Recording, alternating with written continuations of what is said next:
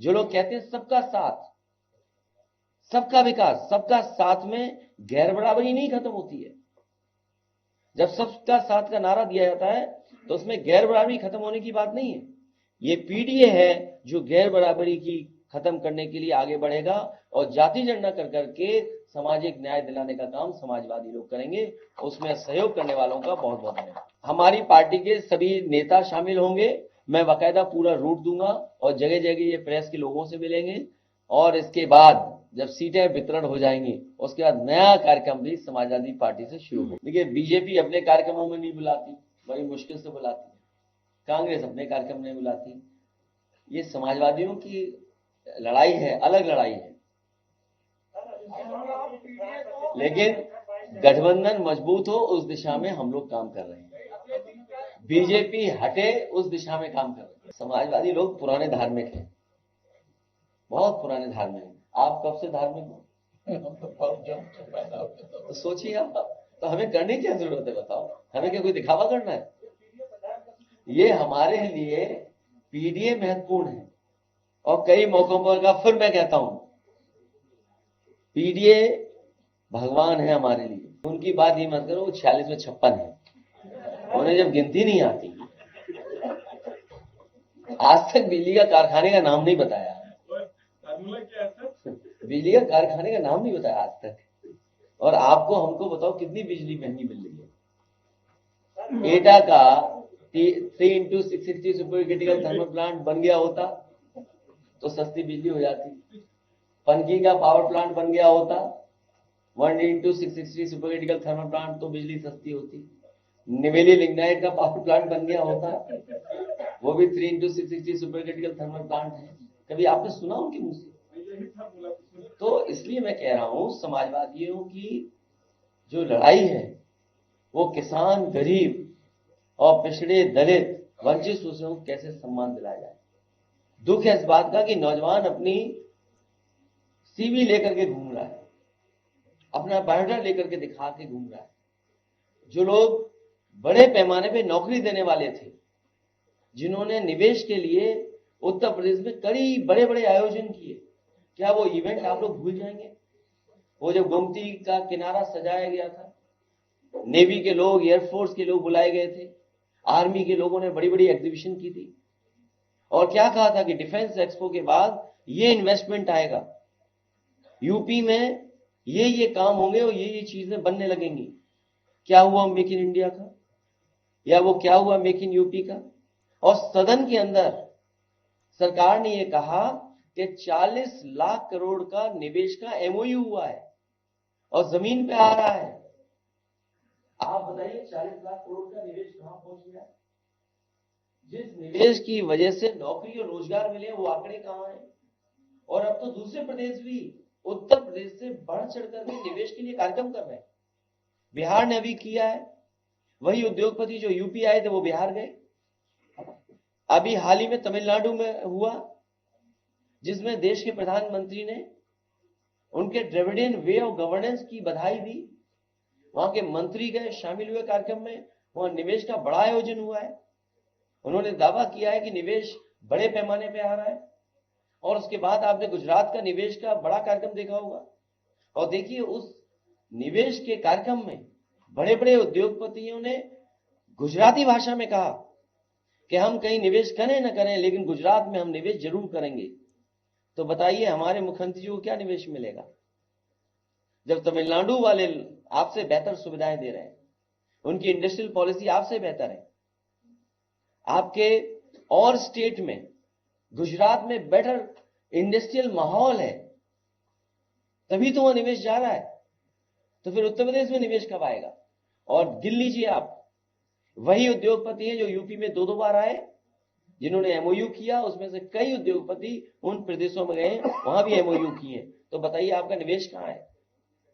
तो सवाल तो इस बात का है कि लोगों के जीवन बदलेगा कि नहीं बदलेगा। आप विकसित भारत का सपना देख रहे हैं, अब अमेरिका और यूरोप की तुलना करना चाहते हैं। न हमारी सड़क उन जैसी, न हमारे अस्पताल उन जैसे, न हमारी इंस्टीट्यूशंस उन जैसी, न हमारी प्राइमरी एजुकेशन उन जैसी, न हमारी हेल्थ सर्विसेज उन जैसी। आप देखिए अस्पतालों का क्या हाल है। आप केजीयू में देख लो, सबसे प्रेस्टिजियस मेडिकल कॉलेज है, क्या इलाज मिल रहा है वहां पर? क्या ऑपरेशन टाइम पे हो रहे हैं? क्या डॉक्टर्स को सुविधाएं है? आपका लोही इंस्टीट्यूट है, क्या कहां पहुंचा दिया? कैंसर इंस्टीट्यूट आज तक नहीं चालू कर पाए, जिसमें डायरेक्टर नहीं अभी तक। पीजीआई का हाल आप जानते हो, हम और आप सिफारिश करते रहे, मरीज को आप एडमिट नहीं करा सकते। ये हालत है मेडिकल सर्विस की। और सब चले गए जाने कहां, तीर्थ यात्रा पे चले गए सब। तो नौकरी कौन देगा, रोजगार कौन देगा? और फिर आपको निवेश पे पूछना चाहिए कि जब ये state better industrial policy, better incentives और उन स्टेटों से उनका भावनात्मक लगाव है, तो आपकी स्टेट में क्यों आएगा कोई निवेश करने? क्या आपने उनके भाषण नहीं सुने? जो देश के टॉप 2 बिजनेसमैन, उन्होंने गुजरात में निवेश करने के लिए कहा है, यूपी में निवेश करने के लिए नहीं कहा है। यूपी में वही निवेश हो रहा है जो कभी समाजवादियों की सरकार में शुरू हुआ था, उसी निवेश को आगे बढ़ाया जा रहा है। और अगर इंडस्ट्रियल पॉलिसी इनकी बेहतर थी तो बताओ कितने इंडस्ट्रियल हाउसेस को इंसेंटिव दिया है? आप में तो बहुत जागरूक और पढ़े लिखे लोग पत्रकार हैं, बताओ कितना इंसेंटिव दे दिया उन्हें? अगर इंसेंटिव दिया हो तो बता दो। हालांकि मैं किसी अखबार का कोट नहीं करता हूं, लेकिन भूखे भजन ना होए गोपाला, ये आर्टिकल निकला किसी अखबार में। सोचिए, एक बूढ़ी मां कह रही है जिसका सब कुछ छीन लिया। ये लोग भी वही हैं जो और दूसरे लोग दिखावे के लिए कर रहे हैं, उनकी भी आस्था उसी भगवान में है। लेकिन सोचो, जमीनें छीन ली गई उनकी। उनके पूर्वज 50-50 साल से रह रहे थे, जो जानवर रखते थे उनकी जमीनें छीन ली, जो गाय रखते थे उन किसानों की जमीनें छीन ली। वो सब चीजें आप जानते हो। तो पुण्य काम के लिए कम से कम दुखी लोगों को आंसू मत बहाने दो बस। अगर दुखी आंसू बहेगा तो उस घर में, उस जगह भगवान नहीं आएंगे।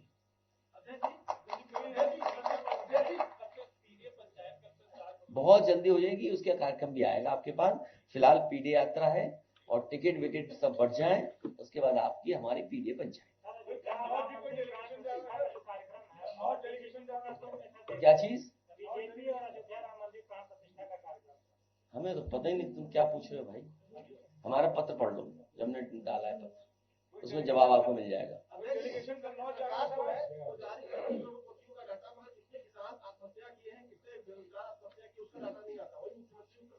एनसीआरबी का आंकड़ा अगर आप देखेंगे, उसमें पूरे देश में 2014 के बाद 1 लाख किसानों ने आत्महत्या की। हाँ, कुछ आंकड़े सरकार छिपा रही है, वो आप भी जानते हैं। जब आंकड़े छिपाए जाएंगे, सच्चाई छिपाई जाएगी, तो लोकतंत्र कैसे मजबूत होगा?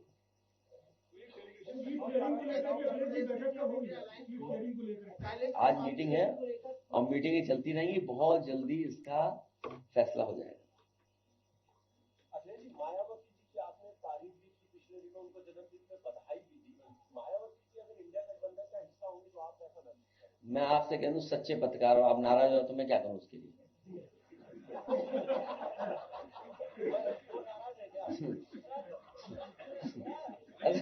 तारीफ से कोई नाराज होने लगे तो मैं क्या कर सकता हूं इसके लिए? कौन पूछ रहा भाई? कोई पत्रकार है कि बिना पत्रकार से पत्रकार बन गया? ये जो कैमरे की लाइट है, इसकी वजह से मैं तुम्हें देख नहीं पा रहा।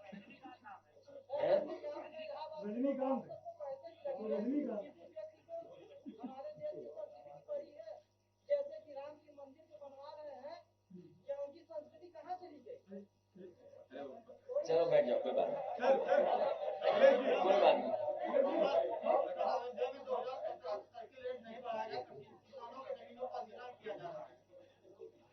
उस पर हम लोग कई बार कह चुके हैं आपसे, उस बात को इधर उधर मत ले जाइए। वो पुरानी अगर प्रेस कॉन्फ्रेंस देखेंगे तो आपको वो हमारा पक्ष मिल जाएगा। अखिलेश जी, एक बात की चर्चा है कि बसपा को इंडिया अलायंस में न जाने से 2 लोगों को फायदा है, बीजेपी का आपका। कांग्रेस के जो नेता ऑफ रिकॉर्ड आपका विरोध कर रहे थे, अब आपके साल में कसीदे पढ़ रहे हैं। इन चीजों पे हम नहीं बोलते। मुझे उम्मीद है कि इनकी यात्रा बहुत अच्छी होगी। इनके साथियों को बहुत बहुत शुभकामनाएं।